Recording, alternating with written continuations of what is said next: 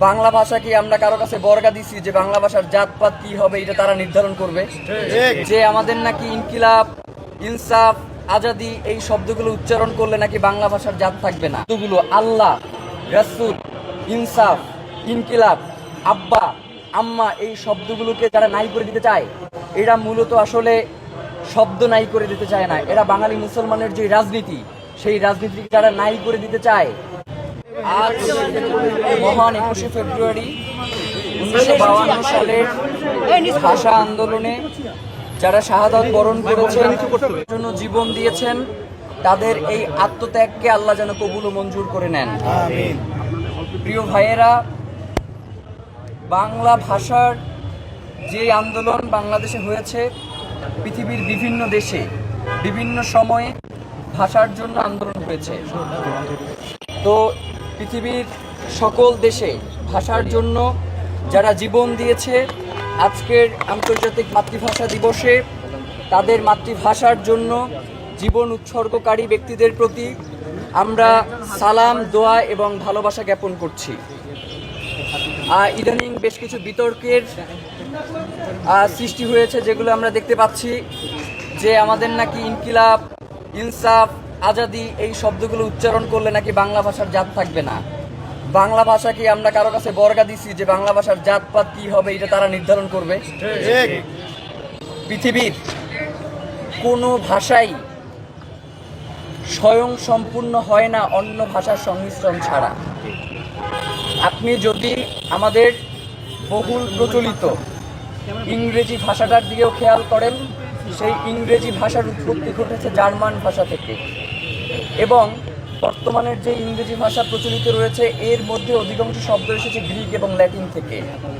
এই যে বাংলা ভাষার কথা বলে বলে যারা মরে যাচ্ছে, এই বাংলা শব্দের উৎপত্তিটাও হয়েছে দুইটা শব্দ থেকে, সংস্কৃত এবং ফার্সির সংমিশ্রণে হয়েছে বাংলা শব্দ।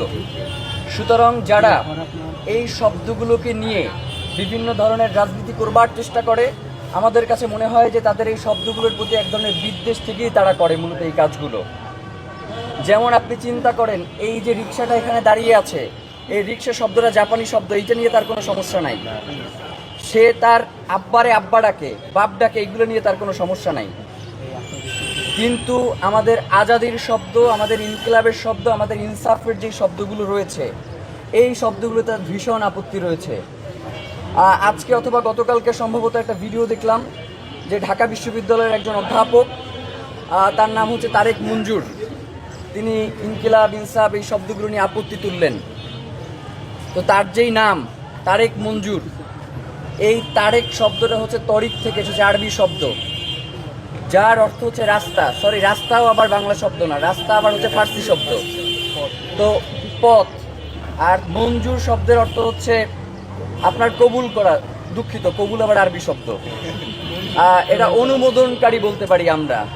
তার মানে হচ্ছে অনুমোদিত পথের একজন ব্যক্তি, তিনি হচ্ছেন এইটা নিয়ে আপত্তি তুলছেন।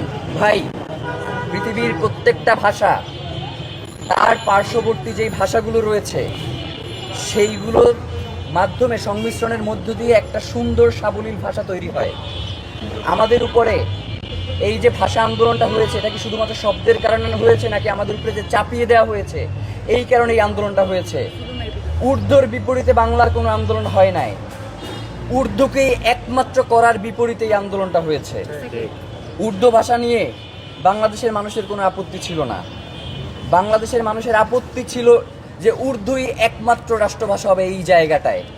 সুতরাং এই যে চাপিয়ে দেওয়ার মনোভাব, ইদানিং আমরা দেখতে পাচ্ছি যে আমাদের উপরেও এক ধরনের চাপিয়ে দেওয়ার মনোভাব, আমাদের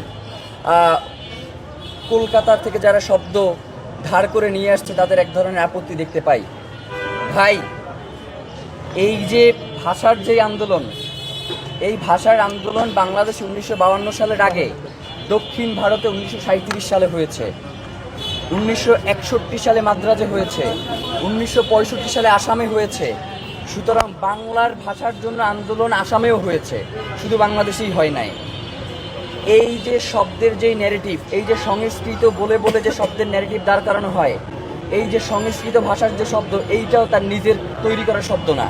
এইখানে ইন্দো ইউরোপীয় ভাষা এবং হচ্ছে ইরানের যে আঞ্চলিক ভাষা, এই দুটোর সংমিশ্রণে আপনার হচ্ছে সংস্কৃত ভাষা তৈরি হয়েছে।